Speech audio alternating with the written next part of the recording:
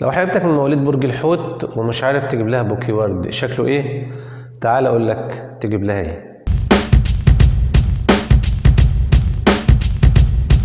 الهدية مهمة جدا عند اي ست لانها بتوصل لها رسالة انك راجل كريم، والكرم ده صفة مهمة جدا في اي راجل. الست بتحس انه بيتودد ليها وبيحاول يوصل لقلبها.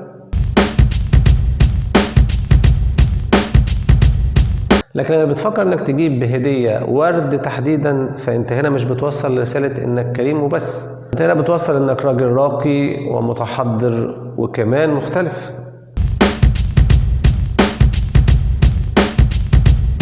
خليك عارف انك ممكن تدخل اكبر محلات الورود وتختار بوكيه ورد غالي جدا والوانه وازهاره جميلة جدا، وانت فعلا كده هتوصل لها انك راجل كريم. لكن لما بتختار بقى بوكيه ورد على ذوقها وبالالوان وبالازهار اللي هي بتفضلها، انت هنا مش بتوصل انك كريم، لا انت بتوصل انك فاهمها، والست بتعشق الراجل اللي فاهمها. خليك عارف ان الستات مش زي بعض، يعني مش بيفكروا زي بعض، وبالتالي اذواقهم مش واحده، ومش شرط بوكيه ورد عجب واحده يبقى يعجب واحده تانيه. وانت بتحاول تختار بوكيه ورد يناسب انثى برج الحوت، لازم تفهم الاول شخصيه انثى برج الحوت. هي انثى عايشه في الخيال، يعني تقدر تقول ان ذوقها في الورود شبه ذوق الفنان. اتعامل معاها على انها فنان، وانت تقدر تجيب لها بوكيه ورد يناسبها جدا. اول حاجه تفكر فيها الوان البحر والسماء والميه.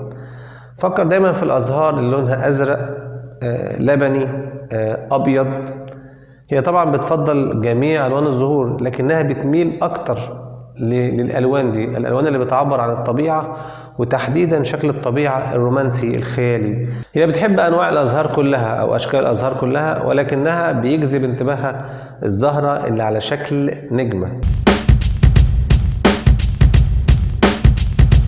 وده يكون الشكل النهائي لبوكيه ورد انثى برج الحوت. وفي النهايه ما تنساش تعمل لايك وسبسكرايب وتفعل الجرس واشتراك في القناه وتشير الفيديو لاكبر عدد من اصدقائك عشان تعمل فايده. وان شاء الله الفتره الجايه هيبقى في فيديوهات قويه جدا ومواضيع جديده وحصريه جدا جدا هتفرق معاكم.